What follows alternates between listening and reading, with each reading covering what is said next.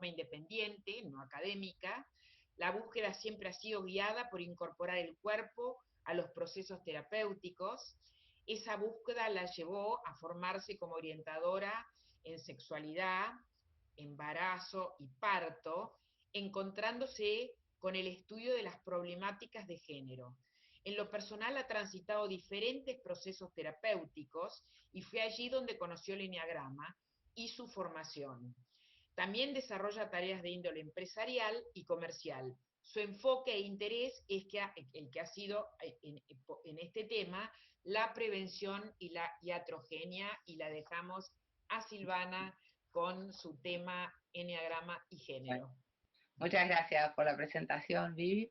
Estoy un poco como que viene a full todo el congreso. Voy a tratar yo de bajar un poco, porque vengo escuchando a todos. Un poco también me interesaba escuchar las ponencias, no verlas después, para, a ver, estoy viendo, no sé qué veo acá, a ver si puedo, ahí está. ¿Se me ve? ¿Se me escucha? ¿Alguien me contesta? Sí, sí, se te ve perfecto. Se Bueno, te ve, se te escucha, todavía no compartís pantalla, te estamos viendo. eso, ahí va, eso. A ver si querés compartir pantalla. Espera que no, espera, perdón. Chan, chan. Sí, pero me quedo, Ahí está, ahí se ve.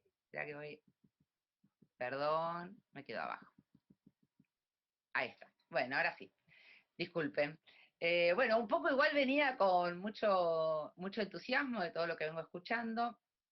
Me dio como una cosa de necesitar bajar un cambio, si no entra toda la presentación, que no entre, porque es mucha información muy interesante. El enneagrama tiene eso que nos apasiona a todos, y siento como que, bueno, que está bueno que lleguemos a donde lleguemos y que podamos hablar de lo que podamos, que no es tan importante en mi presentación, como bien dijo Vivi, no tengo una formación académica y tampoco vengo a presentar conocimiento, si se quiere. Lo que vengo a compartir es preguntas, y que no tengo respuestas, y tratar de plantear y de poner preguntas en todos nosotros los que estamos con el enneagrama. Me quedo con algo que me gustó mucho de la presentación de Claudia, de Claudia Campos de hoy. Soy una idealista. No es un idealismo, pero la idea es que podamos cambiar, incorporar la perspectiva de género al enneagrama, sacarla del sesgo. En todas las ponencias de todos los que tuvimos ayer y hoy, no sé en adelante porque todavía no están, en toda la bibliografía, en todos los videos de YouTube, no la encuentro y me desespero. Pero bueno, para poder hablar acerca de género necesitamos un poquito revisar qué conocemos y qué sabemos acerca de este tema. Para eso lo que les propongo, este dibujito, tiene que ver con las actualizaciones. Estamos muy acostumbrados a que el celular, la computadora, los sistemas operativos, actualizar, y hay que actualizarlo. Tarde o temprano hay que actualizarlo porque si no, no funciona. No nos preguntamos mucho, lo hacemos porque si no, no podemos seguir utilizándolos, seguir compartiéndolos, no pueden seguir siendo parte de nuestras vidas. En cambio, hay algunos temas que no los revisamos, porque no los consideramos importantes, porque no nos tocó revisarlos, porque venimos funcionando como en un piloto automático, y bueno, ¿por qué revisarlo? En casi todas las ponencias se habló del sesgo, de esa parte de la vida o de nosotros mismos o de la sociedad o de las empresas que no nos hacemos cargo, que no lo visibilizamos. Bueno, eso sucede con el género, con la temática de género, digamos, ¿no? A tal punto que hasta hay un lenguaje que se está poniendo en las redes, y hay todo un grupo de personas que ya lo utiliza, otro grupo que no quiere, otro grupo que no entiende, tampoco se informa, otro grupo que se informa y no le gusta. Este libro es un libro muy interesante, son dos lingüistas muy importantes, con reconocimiento internacional, que hacen un debate acerca del lenguaje inclusivo. No voy a extenderme con cada tema porque son muchísimos, ya vimos que el tiempo es muy corto. Solamente les voy a proponer un ejercicio chiquitito. Imaginamos que somos nenas o nenes chiquitos. De hecho, la UNESCO ya hace varios años pidió que no llamáramos niños como generalización, sino que dijéramos niñas y niños. ¿Por qué? Porque cuando vos sos chiquito y escuchás los presidentes, los empresarios, los CEOs, los médicos, bueno, etcétera, etcétera, etcétera, etcétera, empezás a imaginar que el mundo le pertenece más a los hombres, porque la mayoría son hombres. El lenguaje no hace eso. El lenguaje lo que muestra es una desigualdad en la diferencia en las oportunidades que tenemos hombres y mujeres. Entonces, el lenguaje está tratando de incorporar la E para usar el plural y que no sea excluyente de nadie. Y que también incorpore parte de la sociedad que no se identifica ni con un género ni con el otro, de los que estamos tan acostumbrados, como está muy bien puesta la tapita del libro, en celeste y rosa, como si el mundo fuera binario y se dividiera en esas dos partes. Bueno, si me voy para arriba, ahí. Bueno, para revisar estos conceptos vamos a ir a cosas básicas. Muchas de las imágenes que tomé, son me ayudaron, que tomamos son del Instagram o de las redes sociales, y son a propósito, porque un poco lo que decía antes, las sociedades tenemos como una tensión interesante, enriquecedora, entre la academia y lo que sucede socialmente, lo que sucede de hecho. Yo digo que soy una mujer de barrio y que me encanta ser de barrio, porque bueno, uno tiene esa percepción. De esa puja o de esa puja que hay entre ambas cosas, que es buenísima, salen diferentes resultados. A veces la academia nos baja cosas que enriquecen a la sociedad y a la humanidad, y a veces, desde lo que surge, esas cosas llegan a la academia después. Yo creo que en el caso de género estamos en esta segunda parte, donde lo que va surgiendo socialmente tiene más fuerza que lo que la academia se está haciendo cargo o lo está haciendo lentamente de cargo. Digo esto porque en la mayoría de las carreras profesionales no tienen incluida la perspectiva de género, ni la de medicina, ni la de psicología. O sea, si bien la de psicología tiene ciertas materias que se ocupan de esto, no es obligatorio o no está dado. Y ya sabemos que hay leyes que en muchos puestos públicos, en todos los puestos públicos, mejor dicho, en la Argentina, obligan a tener conocimientos de perspectiva de género. Porque su accionar va a tener influencia sobre la sociedad. Bueno, dicho todo esto, ¿a qué le llamamos? Antes nosotros considerábamos que el género era el sexo biológico, no teníamos más preguntas, nacíamos con pene, éramos varones, nacíamos con vagina, éramos mujeres. Siempre nacieron personas intersex, personas que tenían un sexo no definido. Solo que recién ahora, muy tibiamente, aparece la pregunta de ¿qué hacemos? Antes no aparecía la pregunta, los médicos y la familia lo resolvían en un consultorio, lo siguen haciendo, sin saber qué iba a pasar con esta persona después, arruinando muchísimas vidas, porque es un porcentaje no tan menor. No tengo actualizado justito, pero creo que es un 3% en este momento lo que se sabe de las personas que nacen sin un sexo definido. Y esta necesidad de resolverlo tiene que ver con una idea binaria de que somos hombres o somos mujeres. Entonces hay que llevarlos hacia uno de esos dos, hay que resolverlo. Si uno pudiera esperar, si no hubiera una necesidad de poder soportar esa incertidumbre, a ver qué pasa con esta persona podría ver con qué se va identificando y podría ser una persona con muchas más probabilidades de ser feliz. Por eso es muy importante que nosotros entendamos que esto no es de una parte de las personas. Y nosotros tenemos una herramienta, que es el eneagrama, que la consideramos una herramienta espiritual, no puede ser no inclusiva, no puede dejar a personas afuera. Entonces, no, nos preguntamos qué es espiritual o vemos la manera de que entremos todos.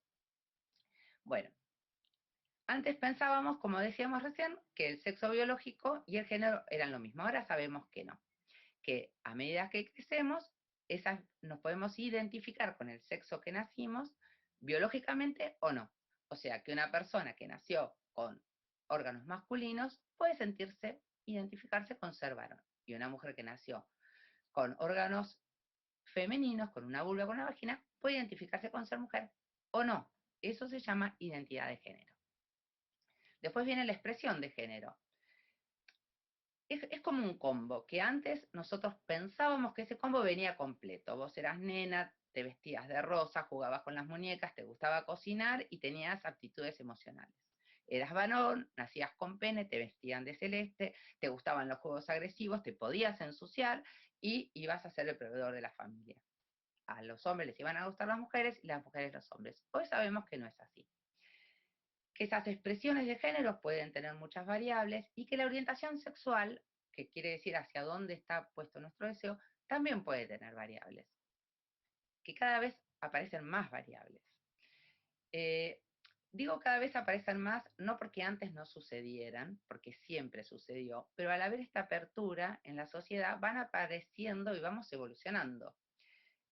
Vamos evolucionando como especie biológica, vamos evolucionando en nuestro cerebro, en nuestra psiquis, y vamos evolucionando como seres humanos completos que somos con todas esas áreas. Bueno, acá vamos a detenernos en personas heterosexuales que nacieron con pene, se identifican con ser un hombre y que tienen un gusto por una mujer. Para simplificar, si no, no nos alcanzan ni los 35 minutos ni todo el día. Y en la mujer que nació con vulva o vagina, que se siente identificada con el género femenino y que tiene una orientación sexual volcada hacia los hombres. Acá vemos los estereotipos de género que, en los que estamos generalmente basados y que no nos preguntamos. Acá me gustaría que cada uno, libremente y detenidamente, pueda fijarse con todo lo que sabemos ya del eneagrama, cuáles de las eh, eh, de los adjetivos que describen a estas personas, las identificamos con algún eneatipo, para ver cómo nosotros en el eneagrama tenemos un sesgo de que los hombres son de una manera, las mujeres de otra, y que sesgamos montones de posibilidades de personas, que de hecho son, no es que van a dejar de ser porque nosotras no le vemos esa parte, tienen características que no corresponden a lo que se espera de esa persona. Bueno, esta es una ilustradora que a mí me gusta mucho y que sube dibujitos, ilustraciones muy interesantes, pero que a mí me resultaron interesantes para colorear un poco la información. Bueno, acá tenemos algunas de las características, no me voy a detener, ustedes yo creo que ya las habrán visto, las habrán leído, y vamos a seguir con la siguiente. Las características que se refieren a la mujer, que son a las que más me voy a volcar, ¿por qué? Por la desigualdad que encontramos a nivel transversal. En absolutamente todas las cosas que nos hacen como sociedades y como seres humanos a lo largo del planeta, todo el planeta completo, hay desigualdad de género.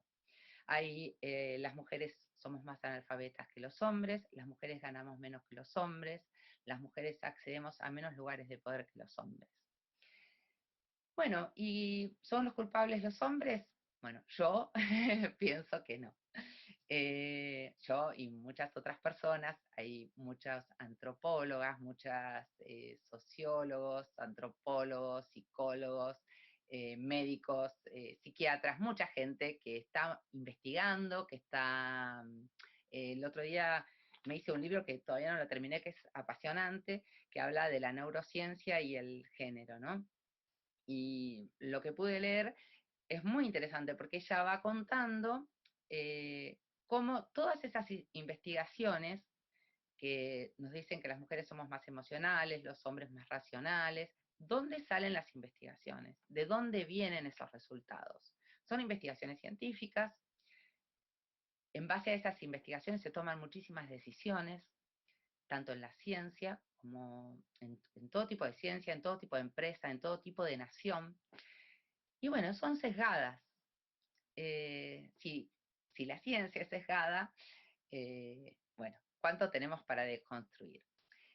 Acá tenemos algunos ejemplos de las niñas, entonces nosotros podemos ver en esta imagen, tanto como niñas, como niños que hemos sido, como personas adultas que somos, como personas que formamos otras personas, tanto sean nuestros hijos, tanto sean los alumnos, las maestras, los docentes, cómo bajamos ciertos estereotipos como si fuesen los únicos. Una de las cosas que puedo decir en la bibliografía del Eneagrama que me llama la atención y que lo quiero nombrar, es que la mayoría de las descripciones que damos, hay mucha exigencia sobre la belleza de la mujer o mucha definición. Y el hombre no carga con ese peso, digamos. Un hombre puede ser inteligente, puede ser exitoso, puede tener, y no necesariamente va acompañado de una exigencia de belleza o una exigencia estética. Una entre tantas. Bueno, esta ilustración lo que quiere mostrar es como si fuese un combo, como si tuviéramos un montón de ingredientes. Vamos a ponerlo distinto, porque lo había pensado como cubos, pero ahora me viene una imagen, y está bueno que venga otra imagen, de cocina. Como si nosotros quisiéramos cocinar algo, quisiéramos hacer un hombre y quisiéramos hacer una mujer. Y tenemos un montón de ingredientes. Esos ingredientes no necesitan estar todos de un lado o todos del otro lado. Podemos mezclar, porque es algo construido y no es algo que tenga que ser así, que los hombres no pueden tener sentimientos, que no pueden tener el gusto por bailar, el gusto por cocinar. Todas esas cosas son construidas, no son inherentes a ser hombres, ni quiere decir que una nena o una mujer no pueda jugar al fútbol o no le pueda gustar la ciencia o no pueda desarrollar habilidades matemáticas o exactas. Esto es una muy buena noticia. Podemos construirnos de maneras diferentes, pero para podernos construir de maneras diferentes tenemos que permitirnos deconstruirnos. Nosotros tenemos la posibilidad de elegir si queremos hacerlo o no queremos hacerlo. Pero sí tenemos que ser responsables con los que vienen atrás y con las personas que vienen a nuestra consulta. Tanto de coaching para una empresa, de coaching en lo personal, o como a una terapia o a una consulta. Nosotros tenemos la obligación ante la persona que nos viene a consultar de poner cuál es nuestra ideología de género. O si no la tenemos, o si no queremos abrirla, pero tiene que pasar por una responsabilidad nuestra. No formarnos o no tener en cuenta que existe el género nos puede hacerle mal a otro. Eso es lo que hablaba hoy Vivi de la iatrogenia. La iatrogenia viene cuando uno, queriendo hacer un bien desde un lugar profesional, produce el efecto contrario, hace mal. Entonces, no podemos dar por obvio que todas las mujeres tenemos las características tradicionalmente llamadas femeninas, ni que un hombre debiera tener todas las características masculinas. No podemos dar por obvio que no haya personas que que no cumplan con esa norma y que tampoco se comporten de la manera esperada. Y también tenemos que entender que hay un montón de personas trans, que ni siquiera o sea, una persona gay dentro de todo tiene un montón de recursos adaptativos, binarios, a los que venimos acostumbrados, y tiene muchas más herramientas para poderse adaptar aunque no le corresponda. Una persona trans realmente cuenta con muy pocos recursos para poder adaptarse a una sociedad binaria que lo segrega, que lo margina y que lo daña. Y nosotros somos responsables de eso. Y desde el Eneagrama somos responsables de abrir la herramienta. O por lo menos de aclarar, es una herramienta cerrada a esas posibilidades. Esas son las opciones que tenemos. bueno, esto me va a quedar muy largo, lo vamos a pasar, lo voy a dejar un poquito por si después lo quieren ver en el YouTube con tiempo, que lo puedan ver en lo que queda grabado. Acá también tenemos la construcción del instinto maternal como algo social. Es muy interesante el tema porque cuando hablamos, generalmente cuando se habla de empresas, se habla de, hay mucha bibliografía que dice que tenemos las mismas oportunidades los hombres y las mujeres, que vamos por nuestras capacidades. Eso no es cierto, pero no lo voy a poner ahora porque es muy largo. Hay mucha bibliografía que puede hablar de eso, hay mucha documentación de hecho que puede hablar de eso, y muchos datos. Lo que quiero hablar acerca del instinto maternal, yo me dediqué a la maternidad, fue una experiencia maravillosa en mi vida personal. No quiere decir que tenga que ser maravillosa en la vida de todas las mujeres, ni que tenga que ser el deseo de todas las mujeres. No creo que ningún hombre que llegue a un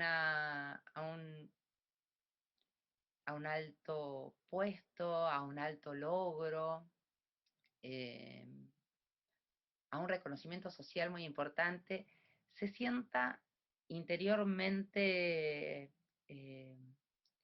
cuestionado o que tenga que elegir entre su profesión o su paternidad, entre el mundo privado y el mundo público. Un hombre generalmente se desarrolla libre de esa presión social y más exitoso es, generalmente la sociedad más le va a devolver una mirada de un buen padre. No sucede lo mismo con las mujeres, para nada. Entonces, las mujeres seguimos todavía seguimos, digo, porque hemos avanzado en un montón de cosas, pero también esos avances han hecho retrocesos en un montón de otras cosas. Entonces, las mujeres accedemos a espacios públicos con mucho más esfuerzos desde el salir de la casa, de los domésticos, hasta llegar a lo público. Ni hablar de las personas que las desigualdades, que vamos a hablar un poquito más adelante si me da el tiempo. A ver cómo estoy. Ay, no había puesto. No había puesto el cronómetro. Bueno, volvíamos, ni hablar de las personas que ni siquiera pudieron salir de todas las obligaciones domésticas. De todas las obligaciones domésticas, llamo a todo lo doméstico, a todo lo que tanto hombres como mujeres tenemos que hacer fuera del trabajo remunerado. Eso implica ocuparnos de las compras, ocuparnos de los quehaceres de la casa, delegar, aunque deleguemos los quehaceres de la casa, tenemos que ocuparnos de esa otra persona que contratamos y le pagamos, le tenemos que pagar, le tenemos que indicar, la tenemos que contratar. O sea, todo eso es el trabajo doméstico. Lo hagamos de manera personal o no, es trabajo igual. Y cuando hablamos de la maternidad y de los hijos, esto implica también que muchas mujeres han tenido que elegir para poder hacer una de las dos cosas. O han tenido que hacer las dos cosas sintiéndose culpable, o han tenido que renunciar a cierto avance en su carrera profesional. Todas esas posibilidades, uno puede decir, bueno, pero si pudo elegir, están buenas. La idea es que no, porque uno debería tener las mismas posibilidades, tanto el hombre como la mujer, y el resto. Vamos, no quiero abarcar todo porque si no me voy a muchos temas que se van abriendo así. Pero la idea es no tanto dar información, que la estoy dando y que puede resultar interesante, sino como que aparezcan algunas preguntas acerca de lo que nos vino pasando en la vida o lo que nos viene pasando o lo que nos va pasando.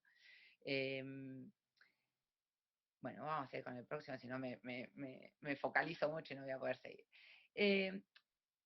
Esto es muy interesante porque uno de los estudios acerca de los niños en los museos es un datito de color que es interesante. En los museos se hizo una investigación acerca de cómo asistían los padres con sus hijos, tanto padres como madres, y cómo se propiciaba que los niños se acercaran a las ciencias.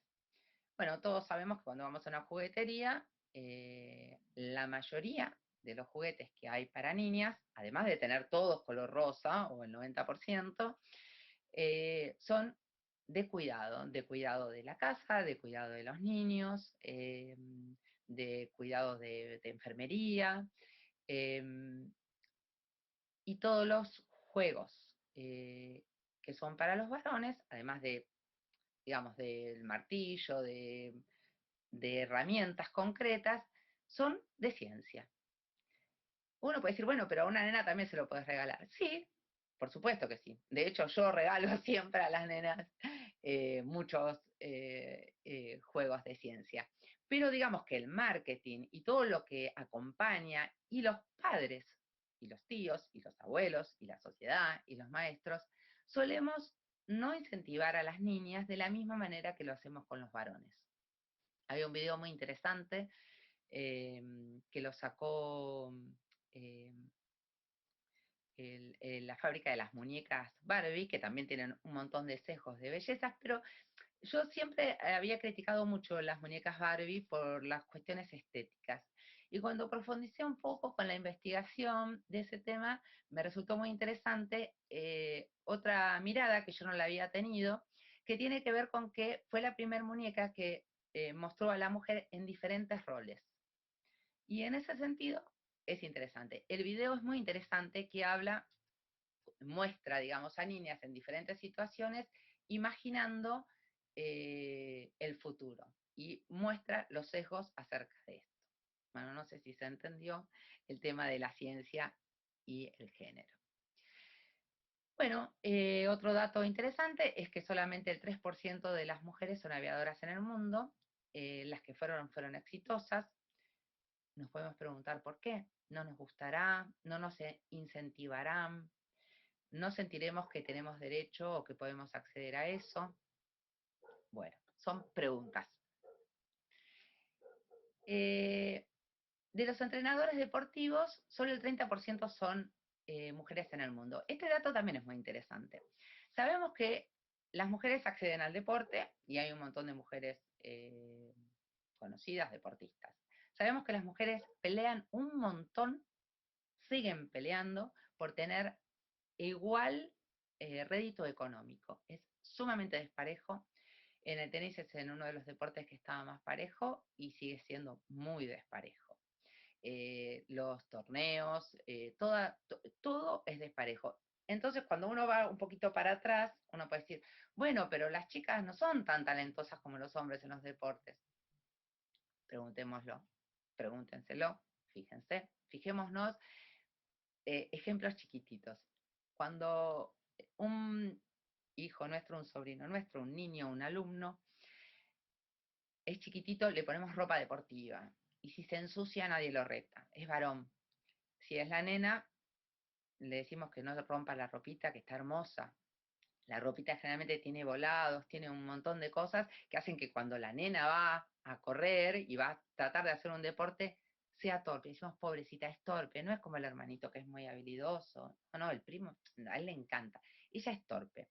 Es torpe, tiene unos zapatitos que le apretan, tiene un vestidito que se le va metiendo, cuando se va a subir al tobogán se pisa el vestido, se cae, ya empieza a tener poca confianza en sí misma. Bueno, cuando esta mujer, a pesar de todo eso, tiene fuerza, decide ser deportista, va hacia adelante, lo logra, los entrenadores son hombres. Los que arman los campeonatos son hombres. Y los hombres generalmente piensan que no es su responsabilidad única. Todos vamos contribuyendo a que ellos sientan que son mejores. Entonces, si todos no nos preguntamos, todas y todos no nos preguntamos, las cosas van a seguir siendo igual. Silvana, te quedan 5 minutos para la ¡Me exposición. pongo a llorar! Bueno, gracias, Vivi. Bueno,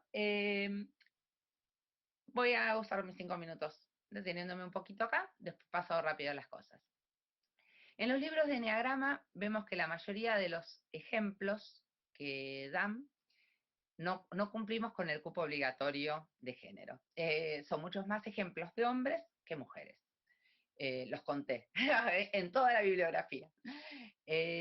Todos estos hombres tienen diversidad de profesiones y de lucimientos públicos, por eso están allí. Las mujeres, en su mayoría, son mujeres actrices o locutoras. Eh, con esto quiero decir que el 3% de los anuncios, ahora voy a unir, el 3% de los anuncios en el mundo muestran a las mujeres en roles de limpieza o de cuidado. Y solamente el 3% muestran a personas, a mujeres profesionales o en otras áreas. Acá es una publicidad muy, muy graciosa que se queja de que solamente las publicidades de tránsito lento solamente hay mujeres, como si los hombres no lo tuvieran. Bueno, y a donde voy ahora es que estas mujeres que usamos para poner de ejemplo en los libros de Enneagrama, para los eneatipos, representan generalmente papeles escritos, pensados y dirigidos por hombres.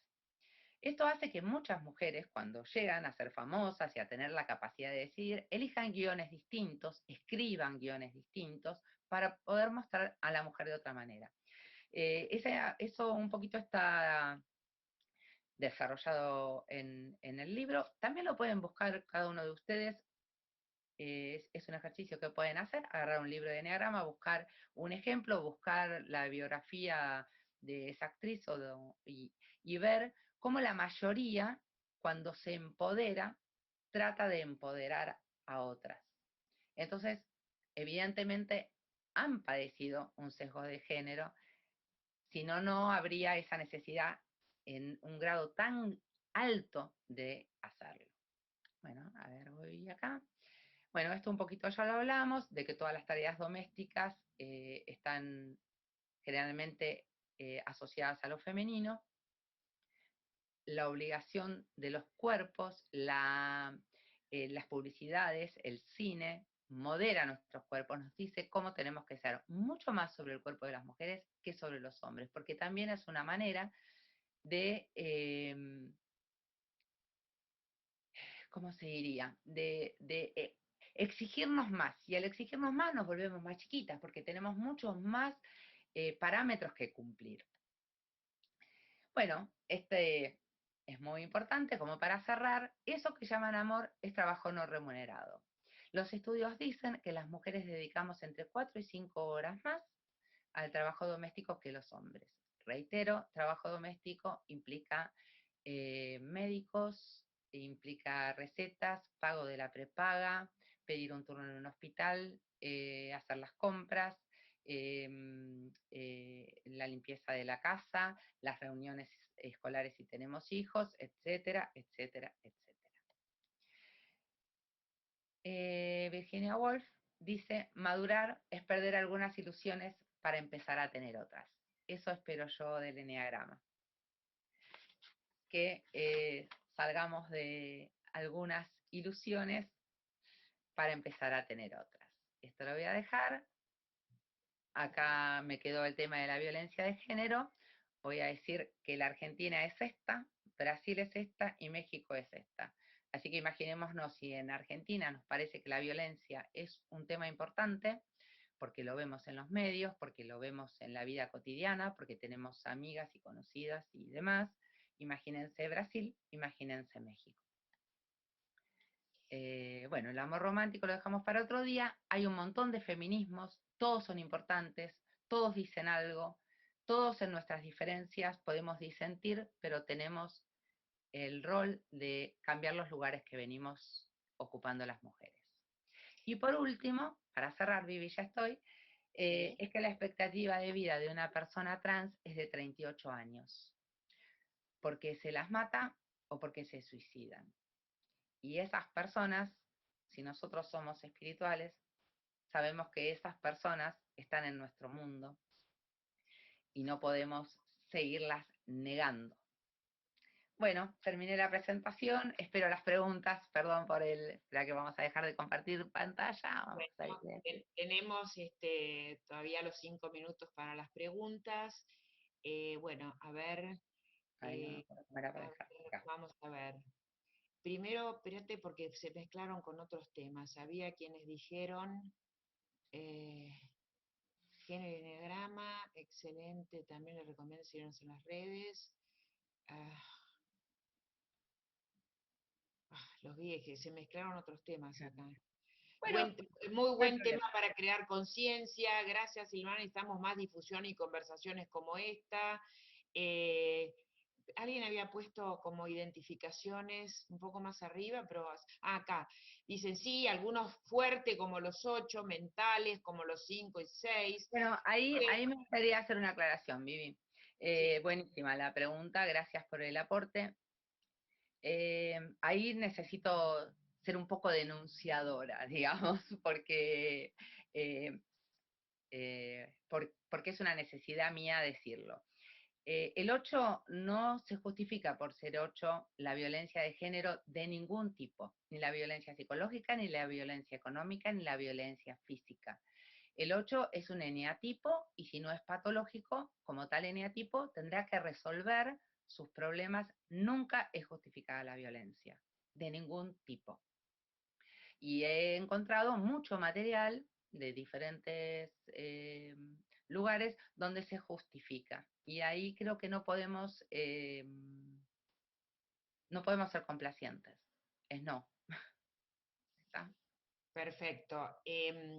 Bueno, para otros que, espérate que dijeron muchas cosas, es genial, bueno, lo de la Barbie, que la historia de Barbie, gracias Silvana por agregar esta perspectiva. Eh, bueno, algunos comentarios no obedecen a la realidad, no sé, y como sociedad atrasa, esperaba como tal, esperaba tal, como dice el programa, una vinculación con el enneagrama, se lo hiciste al final. Creo, Bueno, a ver, de todos sí, modos la vinculación con el eneagrama, eh, creo que, digamos, el género atraviesa todo. Entonces, si podemos profundizar, pero no podemos hablar de género y eneagrama si primero no nos ponemos de acuerdo qué estamos hablando cuando hablamos de género. Porque si vamos a hablar de nenas y nenes, de rosas y celestes, y lo vamos a volcar de esa manera al eneagrama, no vamos a contribuir en nada, aunque la presentación capaz quede muy prolija. algo que sí me gustaría comentarte, como que el enneagrama tiene tanta universalidad que afortunadamente en la descripción de la descripción del eneatipo, o incluso cuando uno tiene que conectarse con la cualidad esencial, como lo presentó Cecilia, afortunadamente es neutro, cabe cualquiera. Otra cosa es que vos hayas encontrado en los libros que pusieron más ejemplos, más.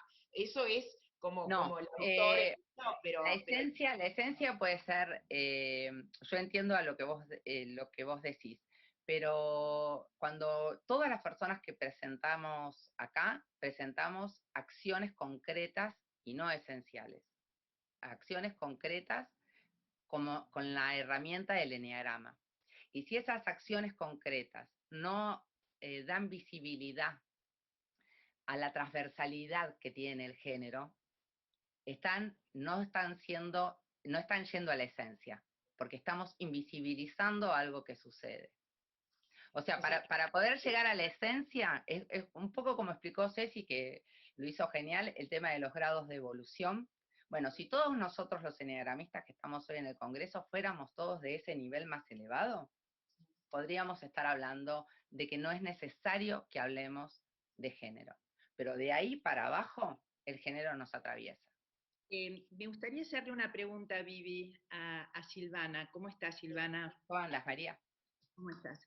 Mira, me quedo pensando en esto, ¿no? Primero, me parece que traer temas digamos, de perspectiva de género está buenísimo, porque son temas muy actuales, por otro lado, y que concientizan. Lo que no termino de ver yo, por lo menos desde mí, es en cuál sería el aporte, es decir, en qué ves vos el sesgo en el eneagrama, dado que el eneagrama habla de personalidades, habla de una personalidad, de una máscara, habla de una persona.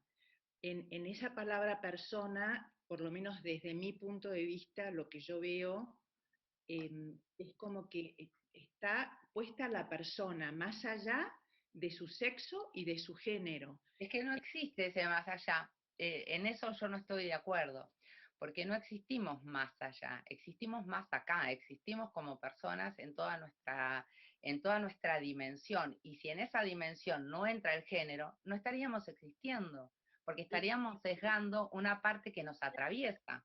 Acá me gustaría hacerte esta pregunta. ¿Cuál es tu propuesta concreta para el eneagrama, para que el eneagrama tome según lo que a vos te parece que no tiene integrado en lo que todos leemos y enseñamos y los maestros que hay, y de la historia que viene desde, bueno, como bien dijo Andrés, Bueno, desde... igual, a ver, esto no lo invento yo. Si uno lee muchos de los libros de Claudio Naranjo sí incluye muchísimo perspectiva de género. O sea, Entonces, en todo el material que si uno eh, yo antes de escribir el libro, obviamente investigué, o sea, el libro vino como una necesidad de decir algo y parte de mi investigación o de mi curiosidad compartida. Entonces, uno cuando lee, por ejemplo, el último libro de Claudio Naranjo, es interesantísimo ver cómo aparecen las cuestiones de género y cómo se trabajan las cuestiones de género. Cómo a través de una persona tener perspectiva de género, su terapeuta puede sacar a la luz un montón de problemáticas que sería imposible si no se tiene en cuenta la perspectiva de género. bueno, de alguna manera me tranquiliza lo que decís, porque la verdad es que yo no lo veo en el eneagrama. De hecho, soy una defensora de la ideología de género, soy feminista, y la verdad es que no lo he distinguido, no he distinguido Bueno, inclusive esta problemática. De todas maneras, me tranquiliza esto que vos también lo veas, que veas que Claudio Naranjo trae en sus libros este tema, ya que inclusive Claudio Naranjo es un gran defensor de todo esto, porque él está en por contra supuesto. del patriarcado, Es, es de lo que es más que, es que habla. ya que estás, y que sé que sos un 2, que ya lo has dicho, justamente en uno de los sesgos más grandes que veo en el eneagrama tiene que ver con el eneatipo 2, donde se naturaliza muchísimo, primero que vos vas a un congreso y hay muchísimas mujeres 2, y yo me pregunto, me lo pregunté en vivo y en directo en el Congreso Internacional que compartimos con muchos de los que estamos ahí, ahí vino como mi necesidad de decir, esto no está bien. Porque eran un montón, pero un montón de mujeres 2, la mayoría eran mujeres, y yo me pregunto, ¿todas estas mujeres serán realmente eneatipo 2? O como no sabían bien qué eran, y como realmente estamos educadas para ser 2, o sea, todas las mujeres somos 2, todas las mujeres tenemos las características de afuera de Sí, un 2. Y este, después podemos en un autoconocimiento ir hacia atrás y ver a qué eneatipos. Pero no digo todas porque está mal decir bueno, todas, pero digamos una hay una gran mayoría. listo, yo te agradezco porque bueno, se nos termina el tiempo. Me parece que desde mi punto de vista las generalizaciones a veces no son lo que mejor trae el aclarar conceptos, pero bueno, igual te agradezco bueno, por traer este tema. Creo que es un tema que más allá que desde lo que veo yo personalmente, no sé el resto, no lo veo que por ahí que sigas trabajando en el tema. Por ahí me parece que estaría bueno Yo te poder, invito a que leas el libro, por lee el supuesto, libro que está trabajado. Quizás yo acá no quise traer todo el material, me parecía que no correspondía el material del libro, que es un poquito más no, bueno, profundizado y especificado. que quería decir, Silvana, por ahí es que trabajes el tema de poder articularlo esto para que en una ponencia de 40 minutos podamos ver cuál es, cuál es digamos, cómo articular el tema, qué nos podemos llevar digamos, de este tema que unís el eneagrama con la perspectiva de género. Así que Bueno, bueno, yo también quiero proponer algo. Quiero proponer que en los 2 días que tuvimos de congreso no escuché a ninguno que expuso que no haya hablado de personas que no fueran, de parejas que no fueran heterosexuales y de personas que no fueran heterosexuales. Y esas personas existen y trabajan en las empresas en las que todos nosotros trabajamos. Esas personas son médicos, esas personas son parte de la vida nuestra diariamente, o al menos que vivamos en otro mundo, ¿no? No, Y la mayoría de las mujeres, de las empresas a las que van nuestros coaching con el enneagrama, la mayoría de las mujeres ganan mucho menos que un hombre, por la misma tarea. no, sí, esa es una parte, pero digamos, yo lo que traigo es esto de la articulación directa con el enneagrama, que es lo que nos convoca hoy. Así que bueno, yo por mi parte ya está, Vivi, te dejo con... Faltarían algunas preguntas que, bueno, no nos da el tiempo, pero Silvana, los que te la quieren preguntar, acá Pedro Espada de España pregunta si crees importante descientificarse del género, y bueno, pero no podemos contestarla ahora, pero yo los invito a que se lo pregunten directamente, que vos las contestes, vos pusiste tu mail en el último slide, es un tema que moviliza y es un tema que hay que visibilizarlo indudablemente, así que estamos agradecidos que traigas este tema. Gracias, Vivi, y bueno, gracias y a todos. movilizará, y para eso está el enneagrama, para hacerse preguntas y abrir caminos. Así que muchísimas gracias, y ahora les paso el micrófono a Matías y a María, que vamos a, creo que tener un recreo, y después seguimos. Bueno, adiós.